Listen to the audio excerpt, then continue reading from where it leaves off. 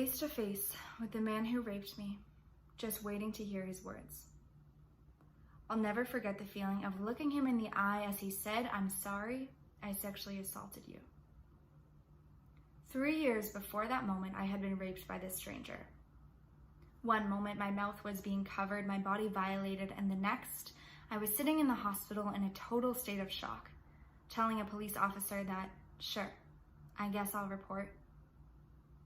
In the year that followed, my whole world became about survival. I battled shame, self-blame, panic attacks, depression.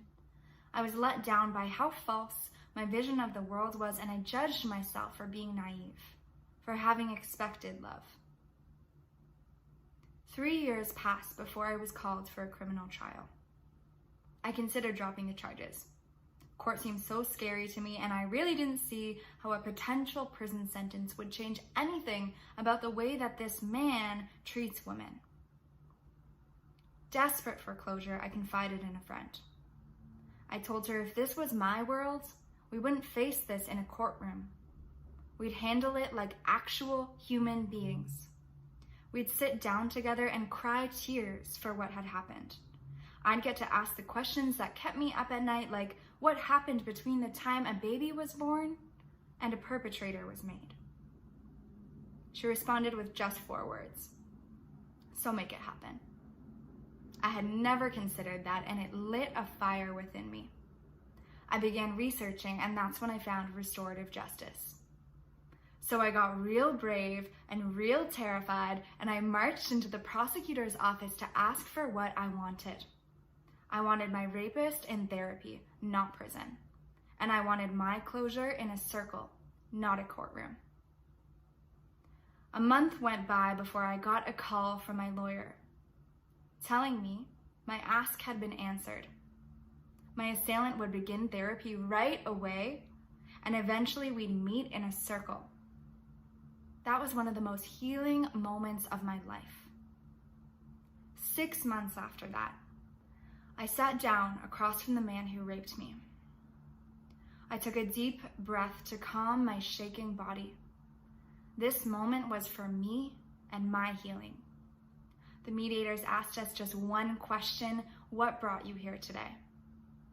It took us 8 hours to answer that, and I gave myself full permission to speak like I was getting every ounce of hurt and toxicity out of my body. When he did look at me and say, "I'm sorry," my whole world shifted. I let go of anger I didn't even know I was holding on to. A knot untied in my belly, and I cried a deep, primal grief. But it wasn't a moment of pain. It was one of relief. Rape had taught me to judge myself for walking through this world with expectations of love, but that circle showed me that I had never been wrong to hold that standard. When I realized how powerful my expectations of love actually were, turning something so horrible into healing, I realized this. Sometimes we ourselves need to embody the hope we've been needing, to become the compassion that we feared was lost. Keeping our hearts soft in the face of pain is not a sign of weakness. It's a powerful choice, one that breaks cycles of harm and ignites ones of healing. One that allows us to let go of those knots of resentment long held in our bodies and to create space for something so much more loving and free. It's a choice that allows us to become the compassion that we've been needing all along.